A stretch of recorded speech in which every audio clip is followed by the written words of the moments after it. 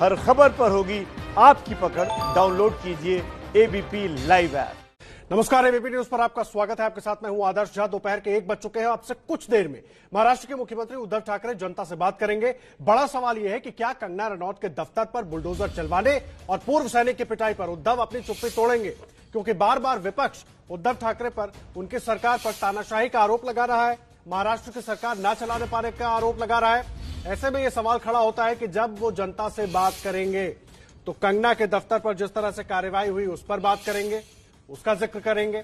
एक पूर्व नौसैनिक के साथ जिस तरह से बर्बरता हुई, जिस तरह से दुर्व्यवहार किया शिव सैनिकों ने, उस पर वो कुछ बात करेंगे।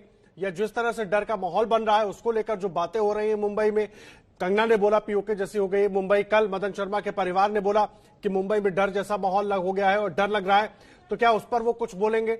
बड़े सवाल है। मृत्युंजय सिंह हमारे साथ जुड़ गए। मृत्युंजय, कुछ ही देर में उद्धव ठाकरे चुप्पी तोड़ने वाले हैं, क्या कुछ कहेंगे?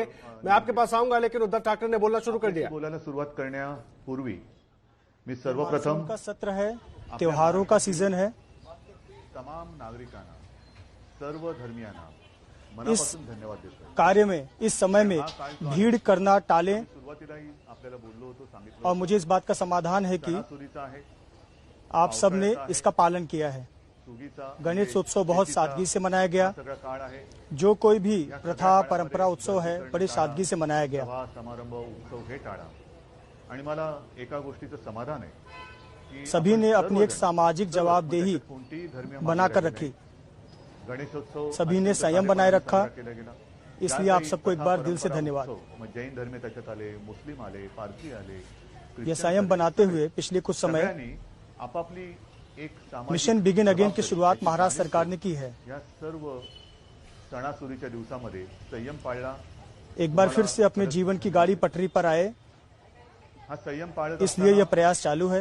गेले काही दिवस कार्यालयों में लोगों की उपस्थिति बढ़ाई जा रही है। मिशन बिगिन अगेन या आपल्या कार्यक्रमामध्ये दुकान, मॉल्स, होटल, इंडस्ट्री, उद्योग धंधे, इन सब में धीरे धीरे उपस्थिति बढ़ाई जा रही है। प्रयत्न करतो आहोत, कार्यालयातील उपस्थिती वाढवत आहोत, इतर काही गोष्टी पिछले समय में जिला जिला के बीच में जो आवागमन है उसे बढ़ाया गया। हॉटेल्स असतील, या सगळं इंडस्ट्रीज, उद्योग धंदे आहेत, यांच्यामध्ये अब अपने जीवन की गाड़ी को भी पटरी पर लाने का प्रयत्न है। हळूहळू वाढीची परवानगी। 3 बातें सामने आ रही हैं। मधल्या काळामध्ये आपण जिल्हांतर्गत वाहतूक सुद्धा सुरू केलेली आहे। एकूणच पूर्ण त्योहारों के समय में और यह मानसून के समय में चिंता का विषय था। कोरोना का संकट अभी खत्म नहीं हुआ है, यह बढ़ते ही जा रहा है, धीरे धीरे बढ़ते जा रहा है। ऐसी परिस्थिती है। त्याच्यात पावसाळा, जी मला एक थोडी भीती होती आणि आहेच, ती समोर दिसते आहे। कोरोना पूरे दुनिया भर में एक ये सवाल उठ रहा है कि क्या कोरोना का कहर एक बार फिर से फैल रहा है। ये डर सभी के मन में है। त्याची आजची परिस्थिती आहे। संपूर्ण जगामध्ये मुंबई में जो हमने मरीजों की संख्या 1000 तक रोककर रखी थी, अब 2000 के करीब पहुंच गई है। भीतिदायक चित्र आपल्या समोर येत आहे। मुंबई दूसरे राज्यों में भी कोरोना केसेस बढ़ रहे हैं। हजाराच्या आसपास रुग्ण संख्या ही रोखून ठेवली होती, ती आता 2000 होती। इस दौरान विधानसभा का अधिवेशन भी हुआ, जिसे 2 दिन में ही खत्म करना पड़ा। राज्यांमध्ये इतर ठिकाणी सुद्धा, म्हणजे इतर राज्यांमध्ये सुद्धा याची वाढ। विधानसभा अधिवेशन पूरी तरह सकुशल बीता, इसके लिए मैं सभी पार्टियों का धन्यवाद करता हूं। सभी पार्टियों ने अपनी अपनी जवाबदेही के मुताबिक काम किया। मी विधानसभेच्या अधिवेशनामध्ये सुद्धा आणि आता आपल्या साथीने सुद्धा सर्व पक्षांना धन्यवाद देतो आहे, कारण अधिवेशन सुद्धा यशस्वी होण्यासाठी सर्वांनी सहकार्य केले। कुछ को लगता है कि अब कोरोना खत्म हुआ तो चलो राजकारण शुरू किया जाए। कुछ लोग राजकारण कर रहे हैं, कर सकते हैं, उस पर मैं कुछ नहीं कहूंगा। काही जणांना असं वाटत असेल कदाचित की आता कोरोना संपलाय, पुनश्च हरिओम म्हणजे आपलं राजकारण पुन्हा सुरू करावं। केलंही असेल, करायला काही हरकत नाही। मैं मुख्यमंत्री पद का जो मास्क है उसे किनारे रखकर मैं आज आपसे बात कर रहा हूं। पण राजकारणाबद्दल आणि एकूणच महाराष्ट्राच्या बदनामीचा जो मैं बोल नहीं रहा हूं, इसका मतलब मेरे पास कोई जवाब नहीं है, ऐसी बात नहीं है। त्याच्याबद्दल एकदा मात्र मी जरूर मुख्यमंत्री पदाचा मास्क हा थोडा वेळ बाजूला ठेवून आपल्याशी बोलणार आहे। त्यातले सुद्धा धोके आणि एकूण ज्या काही गोष्टी आहेत त्या आपल्यासमोर मी नक्की मांडणार आहे। मी बोलत नाही याचा अर्थ असं नाही की माझ्याकडे उत्तर नाही, पण महाराष्ट्र सरकार प्रतिकूल परिस्थितियों में लगातार काम कर रही है। त्याला साजेसं काम आपल्याला करावं लागते। एकूण महाराष्ट्रामध्ये अघोषित बादल यानी कि निसर्ग तूफान भी मुंबई में आकर गया। महाराष्ट्र सरकार इस परिस्थिति में भी महाराष्ट्र सरकार ने पूर्व विदर्भातील आप सभी के आशीर्वाद से निसर्ग चक्रीवादळ यशस्वी असेल, मधल्या काळात रूप से कार्य किया। अघोषित एक वादळ मुंबईमध्ये येऊन गेलं, म्हणजे निसर्गाचं। अशा अनेक गोष्टी ह्या आज मैं आप सबके सामने कई विषयों पर बात करूंगा। महाराष्ट्र सरकार सबसे पहला विषय है कोरोना। मैं कोरोना पर बात करूंगा। पावलं टाकताय, यशस्वीपणाने पुढे चाललेलं आहे। हे केवळ आणि केवळ आपल्या आशीर्वादाचंच हे बळ आहे। पूरे दुनिया भर में चिंता है कि कोरोना कहीं खतरनाक रूप न धारण कर ले। बोलणार आहेच, पण सुरुवात करताना मी WHO को भी संदेह है कि कहीं ये और भीषण रूप ना ले ले। कोरोनाचं संकट हे आता हळूहळू पर हमें सावधानी बरतनी होगी। काय अशी एक जगभर चिंता व्यक्त केली जाते। WHO जैसे मैंने शुरुआती दिनों में कहा था कि आप खबरदारी लें, हम जवाबदारी लेंगे। संकटाची नांदी असू शकेल, घाबरण्याचं काम नाहीये। आपके कंधों पर भी मैं जिम्मेदारी अब देने वाला हूं। अगदी सुरुवातीच्या काळात हम दोनों को मिलकर यह लड़ाई लड़नी है की तुम्ही खबरदारी घ्या, आम्ही जबाबदारी घेतो। आज मी कुछ जवाबदेही मेरी है, कुछ जवाबदेही आपकी है, कुछ जवाबदेही सरकार की है। सुद्धा मी जबाबदारी टाकणार आहे। खबरदारी आणि जबाबदारी ह्याचा दोन्हीचा वाटा आपकी जवाबदेही आपके परिवार के प्रति है। काही गोष्टींची खबरदारी ही आम्ही घेणार आहोत, काही गोष्टींची खबरदारी ही तुम्ही घ्यायची, काही जबाबदारी ही सरकारही घेईल, काही जबाबदारी आपणही घ्यायची। मैं 15 तारीख से 1 महीने के लिए एक मुहिम की शुरुआत करने जा रहा हूं। ही आपल्या कुटुंबापुरती असणार आणि म्हणून आपण ऐकलं असाल, पाहिलं असाल, मी महाराष्ट्रामध्ये येत्या 15 तारखेपासून जवळपास 1 महिना हर महाराष्ट्र प्रेमी अपना जात पात पंथ संप्रदाय धर्म राजनीतिक पार्टी की विचारधारा को पीछे छोड़कर मिलकर काम करे। प्रत्येक महाराष्ट्र प्रेमी माझे कुटुंब माझी जवाबदारी यानी मेरा परिवार मेरी जिम्मेदारी, यह मुहिम की शुरुआत की जा रही है। किंबहुना त्यांनी सहभागी व्हावं। मेरे परिवार को सुरक्षित रखना ये मेरी जवाबदारी है। ही मोहीम जी आहे, ये मेरी जवाबदेही है। मोहिमेला आपण नाव दिलेलं ये हर महाराष्ट्र प्रेमी की जवाबदेही है। माझी जबाबदारी, माझे कुटुंब माझी जबाबदारी। हे महाराष्ट्र माझं कुटुंब आहे आणि महाराष्ट्राला सुरक्षित ठेवणं ही माझी जबाबदारी आहे। आता ही जबाबदारी जैसे जूडो कराटे की एक क्लासेस होती है, बच्चे जूडो कराटे क्यों सीखते हैं? क्योंकि सेल्फ डिफेंस करना होता है। माझी जबाबदारी म्हणजे काय? जसं आपण इतर वेळेला जो उसमें माहिर हो जाता है उसे ब्लैक बेल्ट मिलता है। आपली मुलं किंवा मुली और अभिमान से माता पिता कहते हैं कि मेरा बेटा ब्लैक बेल्ट है, मेरी बेटी ब्लैक बेल्ट है। सेल्फ डिफेंस म्हणजे अब उसी तरह से मास्क लगाना है। आणि मग त्याच्यात जो प्रावीण्य मिळवतो, निपुणता मिळवतो, जो सार्वजनिक जगहों पर मास्क लगाकर घूमेगा वही हमारा ब्लैक बेल्ट है। खूब सुरक्षित रहना है। आता हा ब्लॅक बेल्ट सेल्फ डिफेन्सच्या या मोहिमेमध्ये तोंडावरती लावायचे मास्क। जो मास्क सार्वजनिक ठिकाणी कोरोना का टीका कब आएगी, दवाई कब आएगी, इस पर चर्चा चली रही है। आपलं आयुध आहे। स्वतः सुरक्षित राहणं संभवतः दिसंबर या जनवरी तक एक कोरोना की जो टीका है वो आने की संभावना है। मधल्या काळामध्ये लस उत्पादक एका कंपनीला थोडंसं थांबावं लागलं, पॉज बटन दाबावं लागलं, पुन्हा त्यांचा प्रयोग सुरू झालेले आहेत। ठीक आहे, साधारणतः डिसेंबर जानेवारीमध्ये ही लस बाहर निकलते समय सदा सर्वदा यानी कि बाहर जब भी निकले मास्क लगाकर रखें। हे आता जागतिक सत्य आहे। बिना मास्क लगाए घर से बाहर निकले नहीं, भीड़ में खड़े ना हो, भीड़ ना लगाएं। बाहेर फिरताना गर्दीच्या ठिकाणी और आवश्यकता ना हो तो घर के बाहर निकले ही नहीं। कधीही मास्क काढून गर्दीच्या ठिकाणी फिरू नका। 4 चौघामध्ये मास्क लावल्याशिवाय जायचं नाही। जहां जहां अपने काम के लिए बाहर जाना है वहां गर्दी होती है, भीड़ होती है, तो वहां मास्क जरूर लगाएं। तर घराबाहेर पडू नका और समय समय पर हाथ धोते रहें। ये कोई नई बात नहीं है, रोजी रोटी कमवायची, ये खुद से सावधानी बरतने की जरूरत है। पडताना जिथे जिथे गर्दी होईल तिथे तोंडावरती मास्क लावायचा, एकमेकापासून अंतर ठेवायचं। मास्क, भीड़ से दूर रहना और समय समय पर हाथ धोना, ये 3 सूत्री तुम्हाला मी खबरदारी घेण्याची कदमों को, त्रिसूत्री नियमों को पालन करने की जरूरत है। हीच ह्या विषाणूपासून लांब राहण्याचं एक आयुध आहे। ह्याच्या पलीकडे अजूनही तसं काही आलंय, औषधे येत आहेत, उपचार होत आहेत, आपण सुविधा वाढवतो आहोत, उद्योग धंधे शुरू हुए हैं, उसके लिए भी ऑक्सीजन की जरूरत होती है, लेकिन इस वक्त आरोग्य क्षेत्र में ऑक्सीजन की जरूरत है। जाणवते कारण आपले उद्योग धंदे सुरू झाले, त्यांना सुद्धा ऑक्सीजन लागतात। डॉक्टरों की टास्क फोर्स बढ़ाई गई है। आता ऑक्सीजन यह जो मुहिम है माझे कुटुंब माझी जबाबदारी यानी मेरा परिवार मेरी जिम्मेदारी, ऑक्सीजन हा प्रथम आरोग्यासाठी वापरला जाईल आणि मग आपण उद्योगासाठी देऊ। तर ह्या सगळ्या गोष्टी करतोय, डॉक्टरांचे टास्क फोर्स नेमतोय, कोरोना दक्षता समित्या नेमतो आहेत, परंतु यह कठिन है लेकिन असंभव नहीं है। कुटुंब माझी जबाबदारी आपण सुरू करतो आहोत। त्याच्यामध्ये 12 करोड़ की जनसंख्या है महाराष्ट्र में। एक म्हणजे प्रशासनाकडून 12 करोड़ के माझ्या सूचना लोगों अशा की आहेत जांच आणि करना, अपेक्षा माझी कोरोना अशी जांच आहे करना की अवघड जरी वाटत असलं ये कठीण है। तरी अशक्य काहीच नसतं. अवघड म्हणजे काय की महाराष्ट्राची लोकसंख्या ही जवळपास 12 कोटी आहे. या 12 कोटी जनतेची आरोग्य ये तपासणी लोक बस्ती कहाँ है, ही किस जगह पर अशक्य है, आणि अवघड आहे. ये थोड़ा कठिन है। 12 कोटी कुटुंब म्हटल्यानंतर किती घरं आली, कुठे कुठे आली, घनदाट लोकवस्ती कुठे हमारी आहे, टीम तुरळक स्वास्थ्य की जांच के लोकवस्ती लिए अब कुठे घर आहे. घर जाएगी। आपला प्रयत्न असा असणार आहे की ह्या महाराष्ट्रातील प्रत्येक घरामध्ये पुढच्या सभी को अपने महिनाभरामध्ये वार्ड की जवाबदारी किमान लेनी 2 वेळा होगी, तरी चाहे वो सरपंच हो, आरोग्याची नगर सेवक चौकशी हो, करा. ग्राम पंचायत हो, आपली ग्राम टीम सचिव जाईल. हो, सभी त्याच्यामध्ये अपने मला वार्ड और गांव की जिम्मेदारी लें।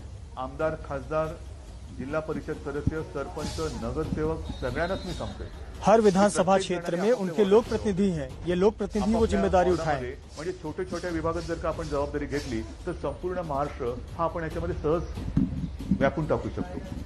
कारण प्रत्येक मतदारसंघाला त्याचा लोकप्रतिनिधी सभी आहे. के स्वास्थ्य की त्या जांच करनी है, लोकप्रतिनिधींनी जर का जबाबदारी घेतली की माझ्या विभागाची जबाबदारी मी घेतो, जांच काय पड़ताल टीम करनी है, नेमायची, याच्यामध्ये घर घर जाना आरोग्य है, विभागाचे असतील, सवाल जवाब महसूल करना है, यंत्रणेचे असतील, इतर पूछना आरोग्य है कर्मचारी कि असतील, 50-55 सोबत जर का आपल्या उम्र से ज्यादा का पक्षाचे घर में असतील, आपके यहाँ व्यक्ति कौन है, आरोग्य तपासणी करेल.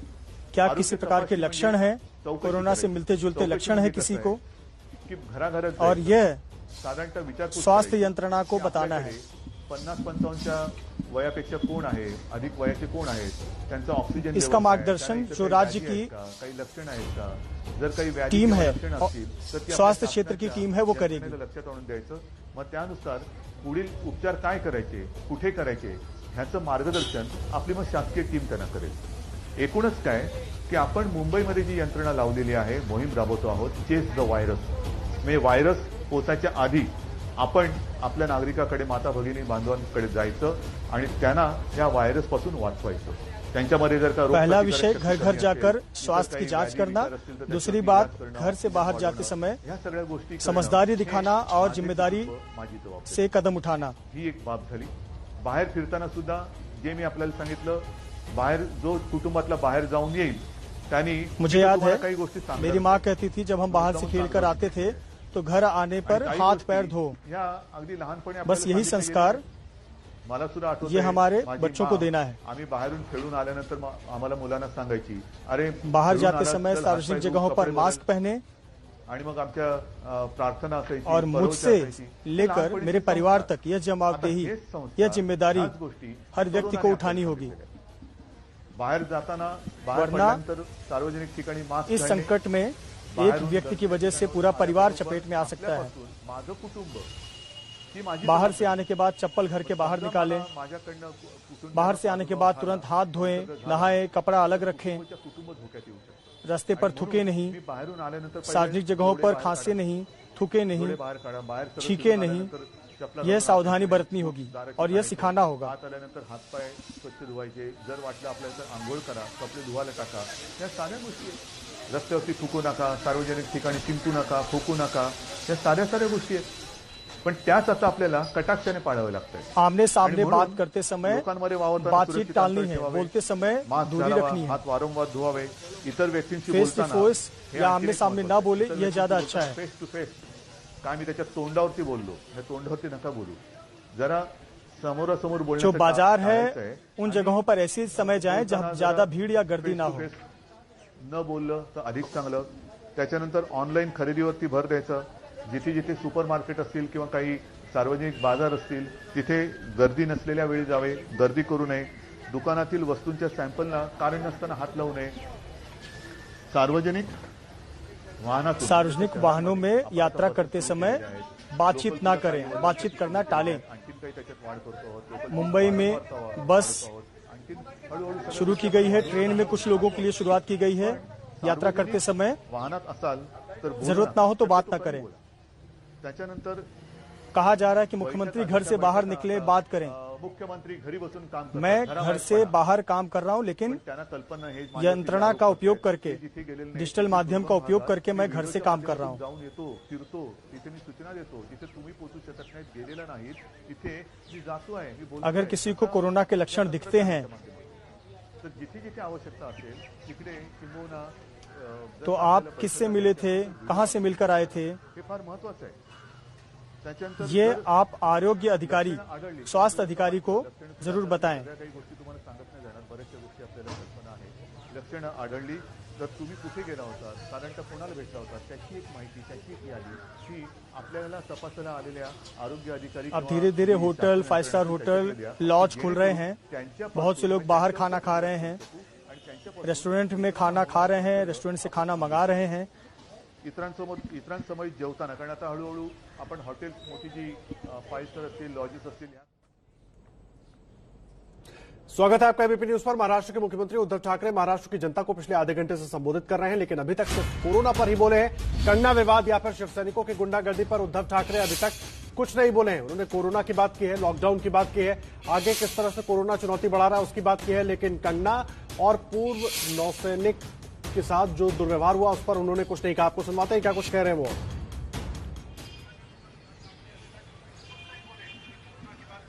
याच्यामध्ये असं म्हटलं जातं की अनेक देशांमध्ये भूकबळी जाण्याची शक्यता आहे। महाराष्ट्र में हमेशा प्रयोग होते रहते देशांमध्ये हैं। शेती जिथे होत नाही तिथे त्यांना अन्नधान्य हे बाहेरून आणावं लागतं। हा आपला देश, हिंदुस्थान हा तर कृषीप्रधान देश आहे आणि महाराष्ट्र कृषीप्रधान के देशामध्ये खेती में भी मुझे क्रांति लानी है, ऐसी भावना महाराष्ट्र के किसानों में होती है। महाराष्ट्रामध्ये सतत प्रयोग हे होत राहतात, सुधारणा, आधुनिकीकरण हे महाराष्ट्राचा स्थायी भाव आहे आणि म्हणून बीते दिनों एक नया मुद्दा फिर से उभर कर सामने आया है, मराठा आरक्षण का।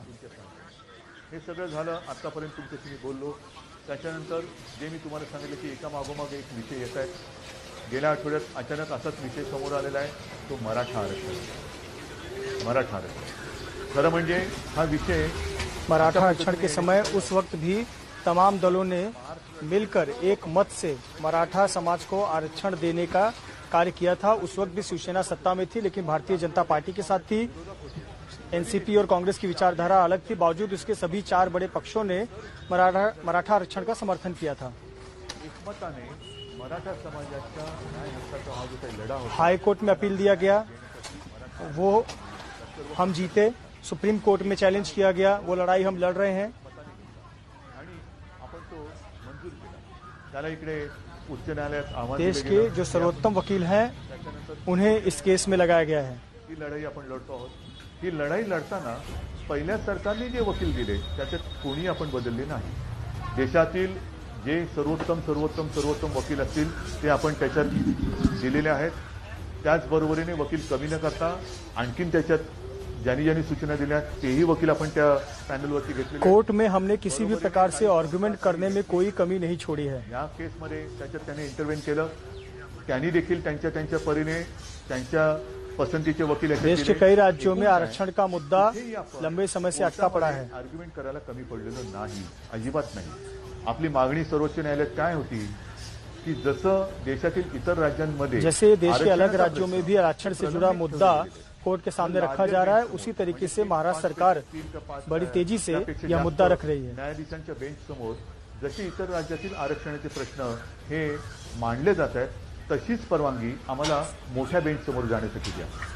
ही आपली गोष्ट सर्वोच्च न्यायालयाने मानली, नक्कीच मानली, त्याच्याबद्दल मी त्यांना धन्यवाद देतो। पण ती मानत असताना अनपेक्षितपणे, अनाकलनीय पद्धतीने त्यांनी आपण आरक्षण जे दिलेलं आहे त्याच्या अंमलबजावणीसाठी अंतरिम स्थगिती दिली। इतर राज्यात कुठे दिलंय का हे उघड आहे, जिथे असेल तिथे असेल, नसेल तिथे नसेल, पण मला नाही वाटत कुठे दिलेली आहे। महाराष्ट्र सरकार म्हणजेच काय, मराठा आरक्षण को लेकर किचकट असताना अपनी बात सुप्रीम कोर्ट में रख रही है। समोर जायला परवानगी दिली गेलेली आहे। इसमें जो स्थगिती दी गई है उस स्थगिती की जरूरत नहीं थी। याच्या विरुद्ध आता संपूर्ण आपण चर्चा करतो। 2 दिवसापूर्वी मी या विषयामध्ये ज्या संस्था, व्यक्ती सहभागी आहेत, अत्यंत इस केस की सुनवाई के दौरान मैं खुद वीडियो कॉन्फ्रेंसिंग के जरिए इसमें भाग ले रहा था। महाराष्ट्र के कई और बड़े नेता, एकनाथ शिंदे, अशोक चौहान, जयंत पाटिल, ये सभी इससे जुड़े हुए थे।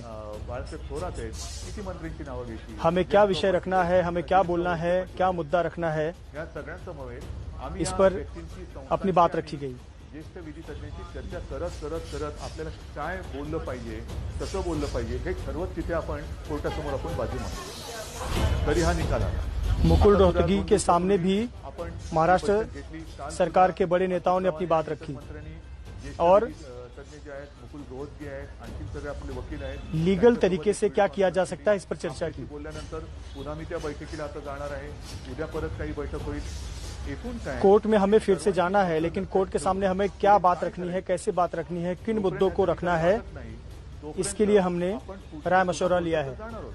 पण ते जाताना नेमकं काय कारण मांडायचं, कोणासमोर मांडायचं, कसं मांडायचं, अगदी विरोधी पक्ष नेत्यांना सुद्धा मी आपल्यासमोर येण्यापूर्वी फोनवरती बोललेलं आहे. ते मराठा आरक्षण के मुद्दे पर बीजेपी ने भी, देवेंद्र फडणवीस ने भी कहा कि इस मुद्दे पर बिना कोई राजकारण किए, बिना कोई राजनीति किए हम सरकार के साथ हैं. आम्ही या समाजाच्या मागणीसाठी सरकार सोबत आहोत. तर मला मराठा समाजाच्या माता भगिनींना आणि बांधवांना एक विनंती करायची आहे. तुमच्या भावना आणि आमच्या भावना वेगळ्या नाहीत. अन्यायाविरुद्ध लढा, आंदोलनं जरूर करा. जब सरकार ने खुद निर्णय लिया है कि मराठा आरक्षण देना है, तो लड़ाई किससे लड़नी है, क्यों लड़ाई लड़ने की जरूरत है. सरकार खुद मराठा आरक्षण के लिए लड़ाई लड़ रही है. कशासाठी आपण आपला उद्रेक किंवा उद्वेग जो काय आहे त्याचं तो रस्त्यावरती आणायचा. राज्य सरकार मराठा आरक्षण का मुद्दा बहुत मजबूती से रख रही है. आव्हान दिलं गेल्यानंतर ही राज्य सरकार मराठा आरक्षण के लिए, मराठा समाज के लिए लड़ रही है. चिवटपणाने आणि वेळ प्रसंगी आक्रमकपणे ही न्यायालयासमोर मांडते आहे. सरकार तुमच्यासाठी भांडत आहे. मैं इस पर कई विषयों पर नहीं बोल सकता क्योंकि इसका केस पर दुष्परिणाम हो सकता है. आता मी काय काय काढू शकतो त्याच्यावरती मी बोलत नाही, कारण पुन्हा मी काय बोललो तर या केसवरती त्याचा दुष्परिणाम होऊ नये. पण एक राहत भरा क्या मार्ग निकल सकता है, इस पर भी राज्य सरकार विचार कर रही है. विचार केल्यानंतर कायदेशीररित्या आपल्याला पहिला एक दिलासादायक मार्ग काय घेता येईल तो सुद्धा आम्ही विचार करतो. आणि तो केल्यानंतर पुन्हा कोर्टात तर जातोच आहोत, कारण मोठ्या बेंचसमोर तर जायचंच आहे आपल्याला. हा निकाल मैं एक बार फिर से वचन देता हूं कि महाराष्ट्र सरकार मराठा आरक्षण के लिए लड़ रही है, और एक बार फिर से जनता को, मराठा समाज को आश्वासन देता हूं कि इसके लिए सरकार पूरी कदम उठाएगी. सरकार आपल्यासोबत आहे. सरकारने निर्णय घेतलेला आहे. हा निर्णय घेतल्यानंतर महाराष्ट्र सरकार मराठा समाज की भावनाओं से सहमत है. हम वचनबद्ध हैं. इस समय हम सबको एकजुट होकर लड़ाई लड़नी है. कृपा करके कोई हंगामा, कोई अफवाह ना करे, अफवाह ना फैलाए.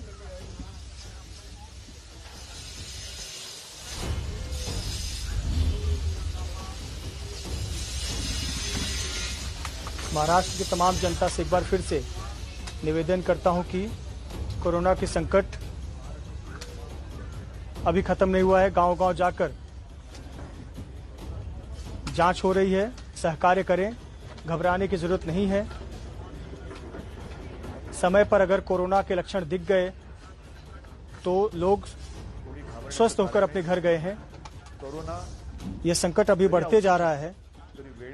इस संकट का सामना करना है. इस संकट का सामना करने के लिए जो जरूरी कदम उठाने की जरूरत है, महाराष्ट्र सरकार वो कदम उठा रही है. इस युद्ध में हमें निर्णायक जीत मिलेगी. मैं इस पर अब आपकी इजाजत लेता हूं. जय हिंद, जय महाराष्ट्र. आपण निर्णायक विजय मिळवू हा आत्मविश्वास व्यक्त करून तूर्त मी आपली रजा घेतो. जय हिंद, जय महाराष्ट्र.